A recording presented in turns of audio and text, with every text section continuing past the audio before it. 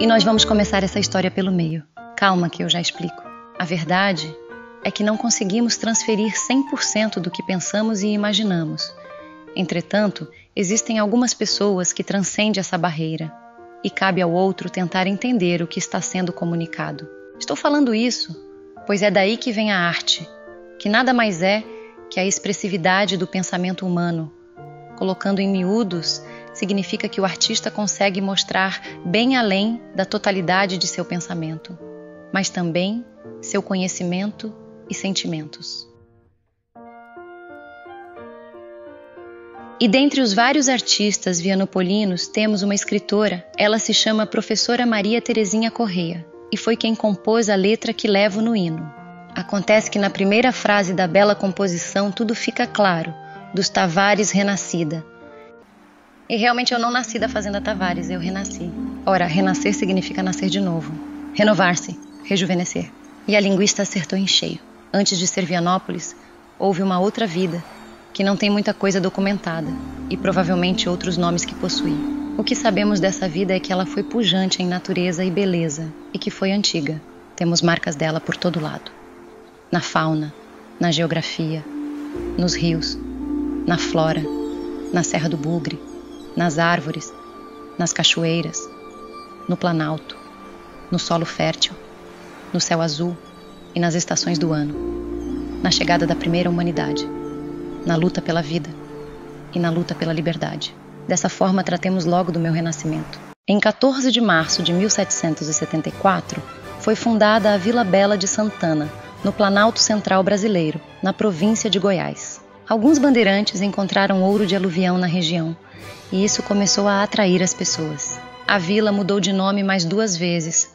Na primeira passou a se chamar Bonfim, em homenagem ao padroeiro Nosso Senhor do Bonfim, em 1909, e na segunda passou a se chamar Silvânia, em 1943, num processo de atualização e modernização dos nomes de várias cidades no Brasil na época. Acontece que o ouro não era em abundância na região, e logo a economia passou a sobreviver do solo fértil e de outros recursos naturais como água e pastagens, que é ideal para a agricultura e pecuária. Assim, no início do século XIX, temos o primeiro documento que trata da região onde hoje estou. Nas terras próximas à Vila Bela de Santana, morava nas imediações de uma nascente de um córrego no Planalto Central brasileiro, Joaquim Tavares da Silva, sua esposa, Josefa Joaquina de Souza Lobo, e seus filhos, Luiz Tavares de Souza Lobo e Margarida Pontes de Andrade. No inventário de morte do filho do casal, o riacho recebe o nome de Córrego Santa Rita. E foi aí que temos o primeiro trabalhador importante para que eu renasça. Podemos dar muitos nomes a ele. Trabalhador rural, agricultor, lavrador, peão, boiadeiro, tropeiro, camponês, roceiro, colonizador, sitiante, trabalhador do campo. A verdade é que tudo começou com o trabalho. Aquele penoso, suado que caleja as mãos, bronzeia a pele no calor do sol, que começa cedinho, que por várias vezes vara à noite, que começou com a exploração da região, campeando e tocando gado, que avançou no corte do machado e do enxadão para abrir caminho, e depois do cabo da enxada e no semear do campo, na luta contra a fome e pela própria sobrevivência.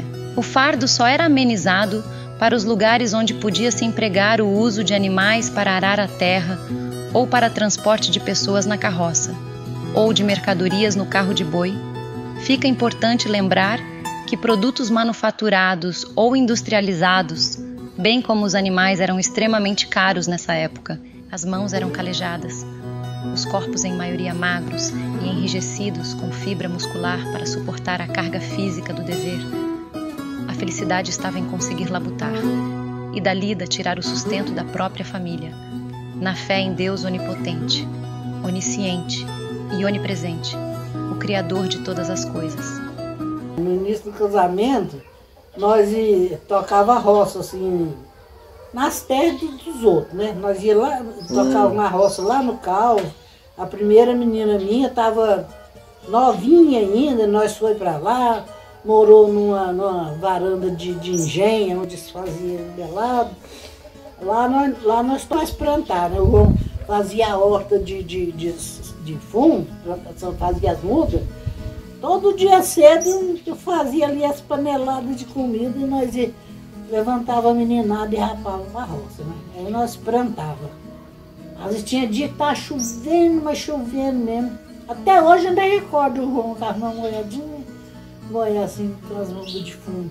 Aí nós plantava o fumo, fazia ele. Tinha um homem aqui em Pires do Rio chamado José Santana, ele era comprador nosso. Aí nós fazia era muito, pro resto nós já pegou fazia e no final já estava fazendo 100 cargas de fumo. E ali era assim,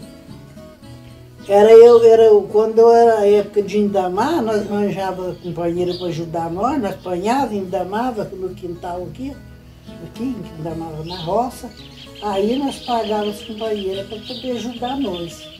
As meninas já estavam grandinhas, mas ainda não dava conta de fazer muita coisa. Aí nós fazíamos aí o fumo, na hora que o fumo estava curado, nós empacotava ele.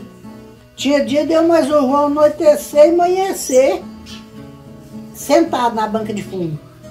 E a noite passava. E às vezes o Zé Santana marcava, ó, tal dia eu vim cá para pegar um pouco de fumo. Eu tinha um caminhonete. Aí, nos dias nós não tínhamos dado conta ainda, aí nós ia, né? Naquele tempo, era engraçado, mano. O João tirava embilha de óleo e ali ele punha as embilhas lá assim e ia rachando, né? As embilhas. Fazia aquele monte daquelas. Vocês sabem que é o fumo empaiado, né? Eu já vi como é que era. Aí era assim.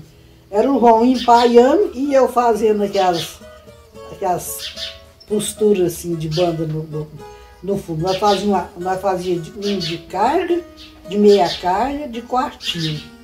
Aí nós sentávamos lá, nós dois, né? Minha nova ia dormir e nós estávamos lá, mexendo com o fumo. Quando nós cuidasse não, que eu olhava, o dia estava claro. Era a noite inteira nós mexíamos com isso, né? Isso assim foi muito tempo.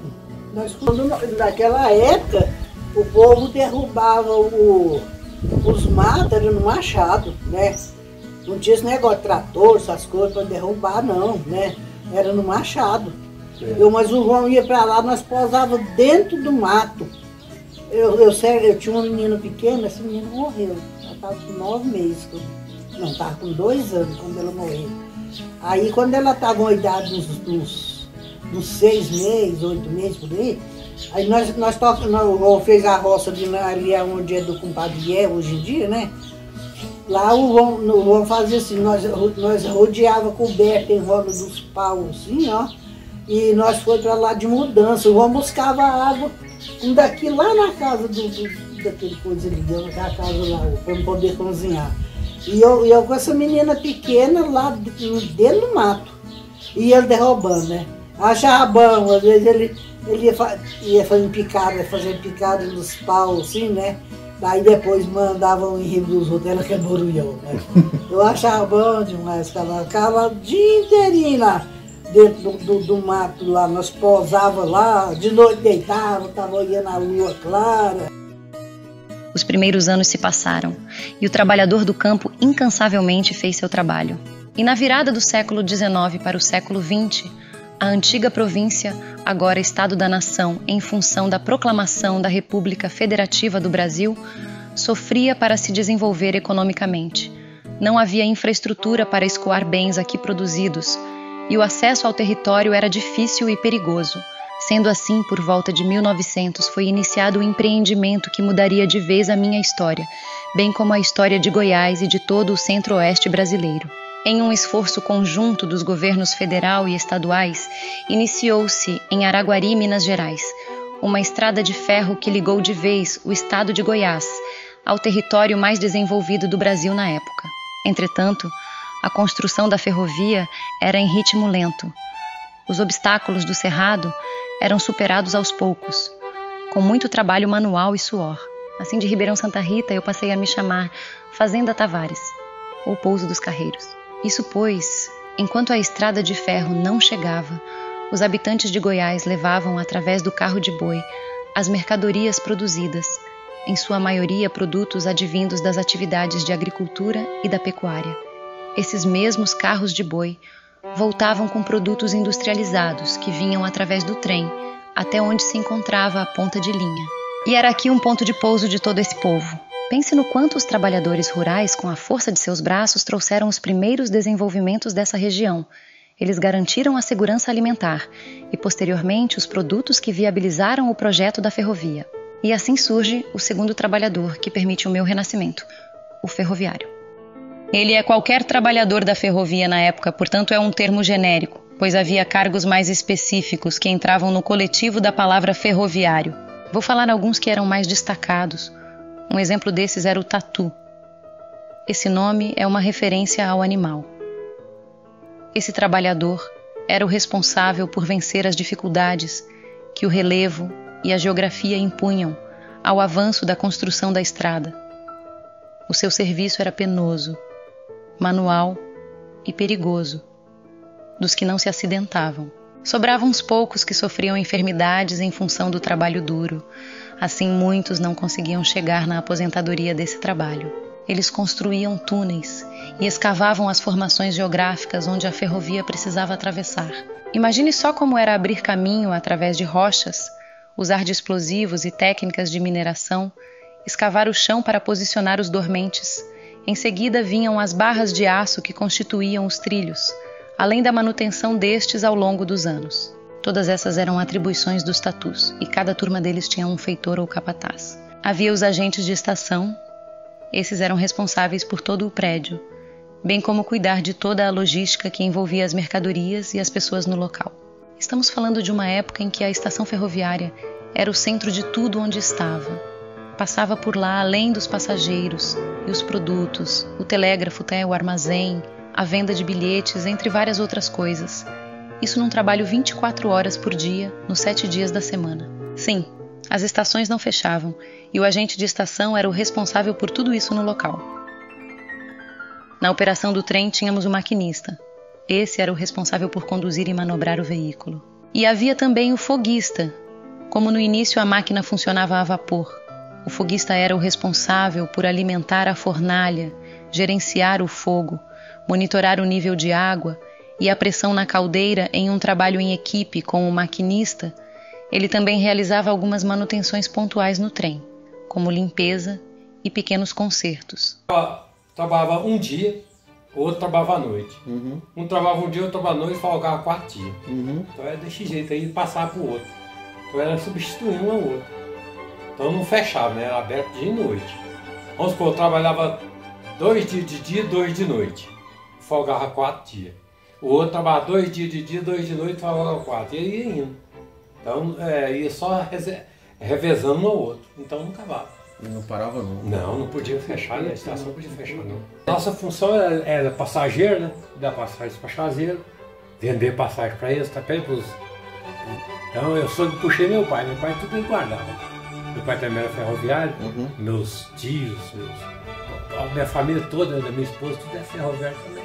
Mas é igual você estava falando, a estação era assim, era da licença para trens, né? Trem de carga e o passageiro. Vamos supor, o passageiro vinha de Vianópolis para cá, e eu estava com carga para cá. O que eu tinha de fazer? Botar o carga no desvio e a preferência era do passageiro. Aí soltava o passageiro, depois você ia lá na ponta e soltava o carga.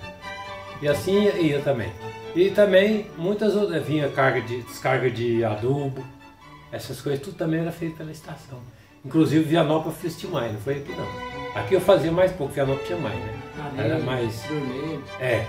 Então lá tinha mais... A cidade era maior, tinha até mais encomenda, né? Igual de adubo, que esses fazendeiros tudo compravam adubo lá. Então eu trabalhava nessa época lá de adubo. Para evitar eles não pagar estadia, eu já ligava para eles urgente. Falava, vocês vêm urgente porque não precisa pagar estadia, assim, tudo doido. Carregava tudo. O primeiro trem já mandava o vagão vazio, não pagava um centavo de estadia. Até eles ficavam muito gratos para mim, como eles carregavam. E eles levavam essas mercadorias da estação de quê, Samuel? Levava de caminhão. Enchia os caminhões e carregava. Caminhão. Aqui antigamente, a estação aqui, de Vianópolis, era...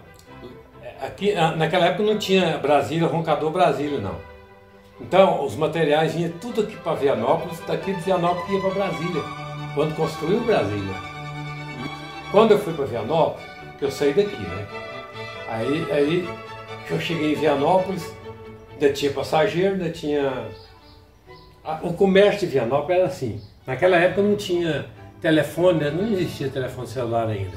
A comunicação era tudo feito pela estação. Tudo, por telégrafo. Eles transmitiam as mensagens para a gente ia para a cidade, mandava os telégrafos. Igual o telefone hoje, né? Vamos supor, eu queria fazer alguma coisa, mandar um recado. Vamos supor, Tiago, tá tudo bem por aí, tudo pelo telégrafo. Aí eu pegava o papel, tirava e ia lá mostrar para você. Tá perguntando como é que você tá, se tá tudo bem, o que você quer responder? Escreve aí, você escreveu e lá, mandava. Que tinha lá, o que nós usávamos antigamente, que essa rede aqui ela funcionava tudo por magnético, a pilha, sabe? Então não tinha energia naquela época, né? Vianópolis, aquela época aqui também era só lamparina. Até o dia que eu vim pra cá, eu falei, meu Deus do céu. Vocês trocar aquela bandeirinha com... É isso, é o bastão, eu tenho aqui, tá aqui essa coisa aqui, ó. Como é que funcionava isso? Era assim. Pegava na mão assim. A Teixeira aqui tava um carga para vir para cá. Então, ele tocava uma manivela, depois eu te mostrar onde é a manivela. A manivela tocava lá, aí nós atendia pelo tipo do telefone. Aí ele falava assim, a linha tá livre aí para mandar um trem e tal? Falei, pode mandar, que não tem nada aqui para lá nem lá para cá, a linha tá livre. Então me dá corrente para tirar o bastão. Só saía um bastão. Eu dava corrente daqui, ele tirava o bastão. Esse que você tá falando. Com ele aqui assim, ó. O cara com ele lá assim, ele pegava por baixo, por cima eu pegava por baixo. Então podia passar. O bastão e o cara trazia ele no trem pra cá. Trazia no trem pra cá, quer dizer que não podia nem trem nenhum mais. Enquanto esse trem não chegasse aqui, me entregasse o bastão, eu colocasse lá no aparelho e desse linha livre, aí caía livre lá. Eu põe o bastão e tocava. Tá livre a linha. Então não tem mais trem. Assim que liberava, travava. Assim que liberava, travava. Se tiver linha impedida, não solta não, tem o trem no trecho. Aí bate, né? Aí a mesma coisa ia Vianópolis pra cá. Era uma coisa só. Ou de Vianópolis aqui para Vianópolis para Silvânia. Tudo é uma coisa igual. O feitor dele, né? Tinha o feitor e mestre linha. Meu pai era feitor. E meu tio era mestre linha. Então tinha os dois, né? O mestre linha é mais real, mais alto. Os outros que chamavam? Tatu. Tatuzinho. Ferro velho, só mais tatu, né? O pai chamava de tatu. Então eu não podia falar porque eu pensei... Os chefes nós tudo chamavam de tatu. O papai chamava de tatu. Era falar no tatu mesmo. Em 1923, a ponta da linha já estava dentro do território hoje vianopolino, se encontrava no distrito de Caraíba e foi marcado no Pouso dos Carreiros, o local da construção da estação que fica hoje no centro da cidade. Na época, as terras pertenciam a João Batista Mamede e o engenheiro ferroviário Coronel Felizmino Viana comprou 2 alqueires de terra nas imediações da futura estação. Assim, essa área foi loteada pelo engenheiro Álvaro Paca. O preço dos lotes variava entre 10 mil a 50 mil réis. Foi traçado 3 ruas paralelas ao local onde fica a estação, atualmente são a GO 010, a Rua Felizmino Viana e a Rua Eugênio Jardim. E perpendicularmente a elas foram marcadas mais algumas ruas. Essa área que hoje é basicamente o bairro do centro. Após o lotear a área e a notícia da construção da nova estação se espalhar, as pessoas começaram a chegar e a construir suas casas, que no início eram bastante humildes, e o povoado surgiu. Antes de falarmos do terceiro trabalhador a surgir, cabe refletir que o trabalhador rural garantia a segurança alimentar e mantinha a base da economia que se formava. O ferroviário trazia o moderno na época, ia colocando a região no mapa, e assegurou a logística necessária para o desenvolvimento a passos largos que se deu a partir daí. Essa interação junto ao novo espaço que surgiu trouxe uma nova opção de emprego. Esse era o trabalhador urbano. No início era uma nova forma do povo da região empregar sua mão de obra, ou seja, agora podia se oferecer diretamente os serviços em troca de dinheiro em um local urbanizado. Esse trabalhador ocupou logo muitos postos: pedreiros, carroceiros, vendedores ambulantes, artesãos, comerciantes, padeiros, cozinheiras, costureiras, empregadas domésticas, cuidadoras, babás, médicos, sapateiros e farmacêuticos. Poderia passar o dia todo falando das novas oportunidades surgidas. Mas o que fica registrado é que oferecer essa nova gama de serviços e produtos e ter as pessoas para ocupar esses postos trouxe de vez a oportunidade que precisava para que eu pudesse ressurgir. Então, em 1925, a estação foi inaugurada e essa região passa a ser a ponta da linha até que os trilhos chegassem à próxima cidade. E as atividades econômicas garantiram que o início do projeto urbano vingasse, a região passou a ser considerada uma das mais promissoras e o trabalhador citadino fez sua parte. Garantiu às pessoas toda uma gama de serviços e produtos para fazer sobreviver o novo povoado. A primeira atividade a se destacar já estava até por aqui, era a hoteleira. Entretanto, ela foi incrementada. A seguir, os comércios foram criados, e uma diversidade de culturas se encontrou aqui. Os vianopolinos têm descendência sírio-libanesa, europeia, africana, norte-americana, asiática e de todos os cantos brasileiros, nordestinos, nortistas, sudestinos e sulistas. Nossa gente tem todas as cores, e o encontro dos vários idiomas e sotaques tinham algo em comum. Suas almas queriam viver com dignidade e o esforço de seu próprio trabalho. Essa é a base social urbana daqui. Os anos foram se passando e foi ficando cada vez mais consolidado o sucesso do empreendimento do coronel Felizmino Viana, tanto que as terras ao redor da área, que era denominada Fazenda Tavares, foram se valorizando e a urbe se expandiu. Cabe ressaltar que nesse período inicial eu era distrito do município de Bonfim, atualmente Silvânia, e com o desenvolvimento urbano e a diversidade estrutural proporcionada pela combinação de trabalhador do campo, ferroviário e o operário urbano, foi ficando claro que a emancipação viria. E veio em 19 de agosto de 1948, através da aprovação do projeto de lei número 115, de autoria do deputado Joaquim Gilberto. E assim voltamos ao início de nossa conversa, onde da Fazenda Tavares eu renasci, e meu nome Vianópolis é uma homenagem ao meu principal fundador Felizmino Viana. E eu já renasci altaneira e hospitaleira, uma cidade brasileira. E carinhosamente tenho o apelido de Princesa do Altiplano. Conta-se que a festa, em comemoração ao meu renascimento, só foi acontecer em 1 de janeiro de 1949. E até o governador do estado de Goiás na época, Jerônimo Coimbra Bueno, veio. O prefeito nomeado era Elias Calixto, que tratou logo de organizar um pleito eleitoral, onde o primeiro prefeito eleito de Vianópolis foi João Batista Gomes. E por falar no prefeito João Batista Gomes, eu tenho uma fofoca antiga sobre ele. Quem nos conta? Ela é o Dr. Isiquinan, e o escritor e advogado Elson Gonçalves de Oliveira a registrou em seu livro História de Vianópolis. Bom, vamos a ela. Num domingo de manhã, o prefeito João Batista se dirigia de automóvel até a capital do estado, e ao passar pela cidade de Leopoldo de Bulhões, deu carona ao professor Geraldo da Paixão. Esse, ao orientar o caminho dentro da cidade ao prefeito, o fez passar por uma rua esburacada, e o carro do prefeito acabou caindo em algum desses buracos. O professor ficou envergonhado e tentou mudar de assunto, e disse que iria apresentar o professor Felipe Tiago Gomes, que estava em Goiânia fundando ginásios. Após apresentados na capital, João Batista Gomes demonstrou interesse em fundar o primeiro ginásio em Vianópolis. E o professor Felipe Tiago explica que seu tempo era escasso, pois no outro dia, ou seja, segunda-feira, já estava agendado para um evento em Paraúna, Goiás. Diante desse fato, o prefeito se inteira dos horários do professor, e os dois decidem criar o ginásio Armindo Gomes, no domingo à noite mesmo. E assim é fundado o GAG em fevereiro de 1949, e ele recebeu licença para funcionamento em 12 de junho de 1950. Vejam bem em como se forma esse belo povo vianopolino. Primeiro temos o esforço árduo do trabalhador do campo, em seguida vem a dinamicidade e modernidade do ferroviário, e por fim, as várias possibilidades de trabalho urbano. Isso criou um povo, uma sociedade que precisava de conhecimento científico e sistematizado. Essa história dominical do prefeito garantiu que o último pilar do alicerce que cria a sociedade vianopolina fosse fixado, e temos nele na figura das várias professoras e professores que colaboraram para a formação desse povo. Em sala de aula acontece de forma dialogal o aprendizado. Esse gera conhecimento que, via de regra, não é um conhecimento considerado comum. Ele é empírico, baseado no que a humanidade aprendeu e construiu ao longo de sua história. O saber sistematizado muda as pessoas. Olhe como o ignorante tem certezas. Ele geralmente tem uma resposta e uma afirmação para tudo. Só quem entende o poder transformador de uma pergunta, de um questionamento, entende o que é a busca do conhecimento. E no avanço de crescer intelectualmente e a reciprocidade e a colaboração entre professor e aluno na construção e no repasse dos saberes, que é a grande mudança significativa da humanidade.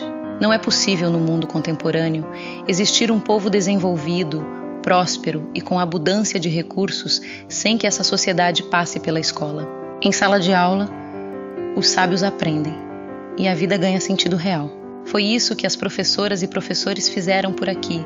Eles elevaram a qualidade de vida, imaginaram um povo junto com seus alunos, através de suas histórias e lições escritas com giz e quadro negro, introduziram conhecimento e filosofia no modo de viver daqui. Assim, os professores formaram nas escolas vianopolinas pessoas com grandes capacidades e habilidades, especialistas e técnicos extremamente habilidosos em suas áreas de atuação, líderes e políticos que deixaram um legado de realizações e conhecimentos, pensadores e artistas que deixaram suas obras e marcas na cidade e na sociedade, e principalmente a formação de um povo trabalhador, questionador e atuante, verdadeiros cidadãos que entendem como somos e buscam a todo o momento o desenvolvimento e o progresso. E lembrando o quanto a classe trabalhadora dos professores é desvalorizada, por muitos anos a remuneração era tão pouca e os recursos de trabalho tão escassos que a atividade era quase voluntária.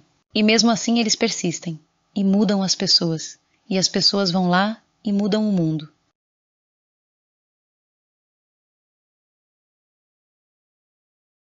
Aí o problema cai aqui, porque o professor, ele está muito desestimulado, porque ele tem que sair da escola e ainda procurar um outro trabalho para sobreviver. Porque o salário do professor não ajuda e não contribui para que ele fique focado na educação. Não fica. Não fica. Isso é, mas por quê? Política. Política, né? Porque eles não querem isso, né? Então eles não valorizam o professor, para o professor não fazer o aluno crescer. Trabalhei na educação por 32 anos. Trabalhei em todas as escolas, menos na Luiza Viana e no Zenate, no Americano do Brasil, no Armindo Gomes e no Jardim da Gretas. Lecionei até para a escola normal, lecionei para o primário, fui alfabetizadora por 12 anos, trabalhei 12 anos na educação.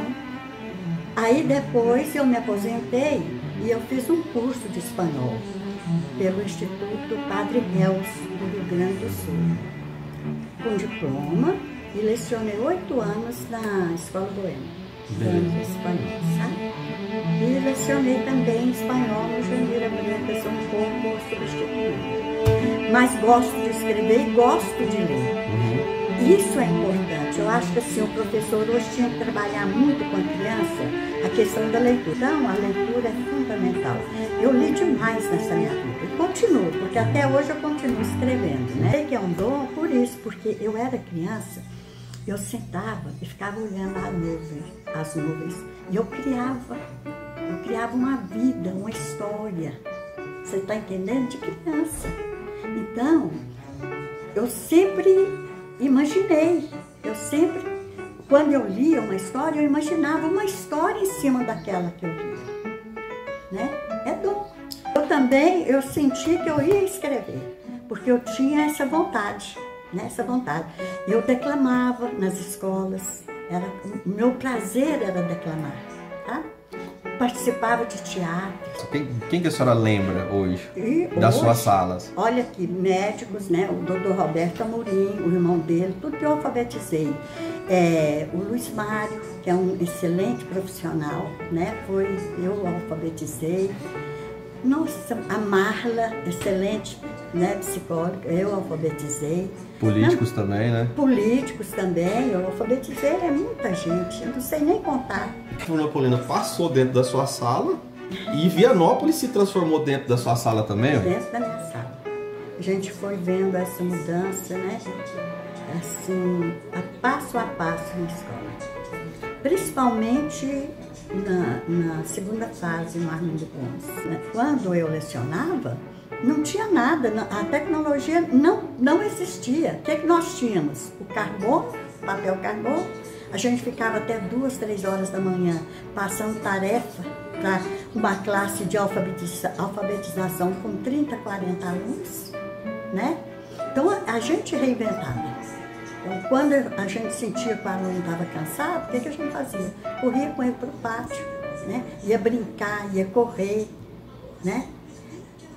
Porque você não tinha condição de ficar das 7h30 às 11 horas com um aluno de 6, 7 anos dentro de uma sala. Amo Vianópolis. Quando eu vejo Vianópolis hoje e vejo Vianópolis quando eu era criança, eu falo como a tecnologia avança um município, uma cidade, né? Porque Vianópolis, ele foi uma cidade que ela nasceu à base da estrada de ferro. Sim. Né? Foi o coronel Felizmino Viana, de uma inteligência ímpar, quando ele viu que a estrada estava chegando aqui, o que ele fez? Correu com os Tavares, comprou um pinhão de terra, como eles falavam naquela época, né? Loteou, daí começou a surgir essa cidade maravilhosa que é Vianópolis. Tanto é que no meu hino, no hino que eu escrevi sobre Vianópolis, eu conto essa história, né? Eu conto como surgiu a cidade. Eu era diretora, né, da escola nessa época. Aí eles me convidaram para ser júri. Ia ter um hino, ia ter um concurso para o hino de Vianópolis, no Meito, né?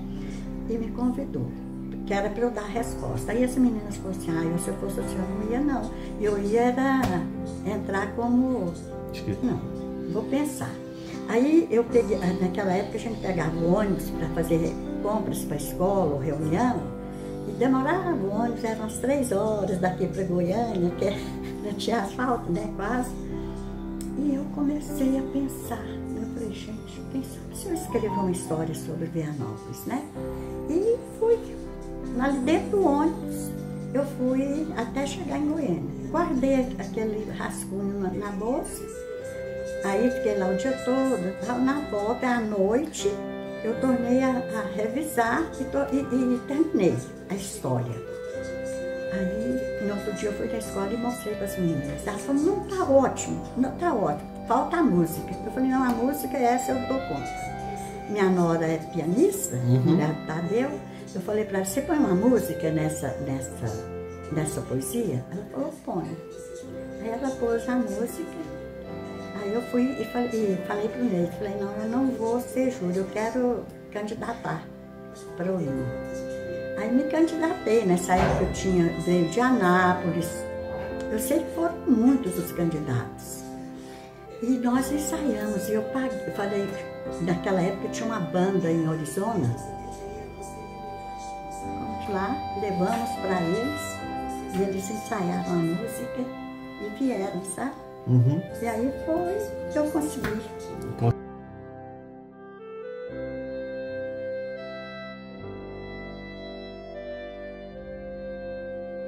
Então, entre os anos de 1956 e 1960, aqui nós conseguimos entrar de vez na história da nação brasileira, acontece que o presidente da República, Juscelino Kubitschek, tinha um slogan para seu ambicioso projeto. O lema era 50 anos em 5, e o projeto era trazer a capital do Brasil para o Cerrado Goiano.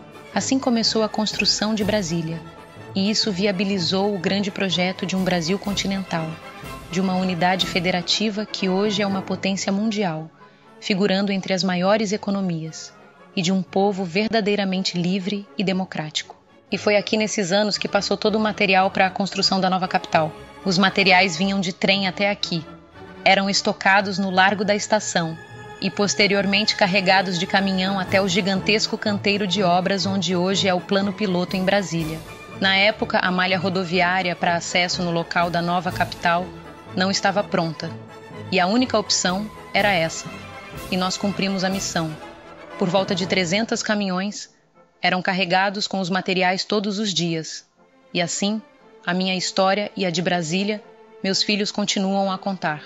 Veja como escreveu o presidente Juscelino ao povo vianopolino. É com a mais viva satisfação que venho manifestar ao laborioso, progressista e digno povo desse município o meu sincero e profundo reconhecimento pelo decisivo apoio que trouxe à construção de Brasília e o entusiasmo com que essa meta do governo foi acolhida desde o primeiro momento pela população de Vianópolis.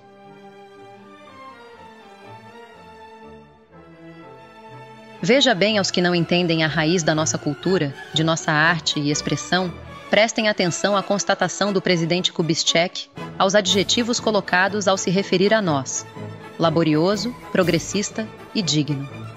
Esse é o nosso DNA cultural, o cerne de nosso povo, o que guiou e norteia nossa construção histórica, que começou com o trabalhador rural, que até hoje é a base de lançamento da nossa luta e trabalho, que veio com o ferroviário, que inovou, modernizou nosso povo, transformou aqui num dos mais importantes centros logísticos do país, que perdeu um pouco a importância ao longo do tempo. Entretanto, através do transporte rodoviário, produzimos e armazenamos principalmente grãos que abastecem ao consumo local, nacional e para exportação, que escoam em seguida para os principais portos do Brasil, que se diversificou com o trabalhador urbano que literalmente construiu tudo que vemos ao passar pela cidade, que oferece em seus produtos e serviços e garante uma excelente qualidade de vida para quem aqui vive, e continua se transformando e se reinventando na nossa rede de ensino, através das professoras e professores.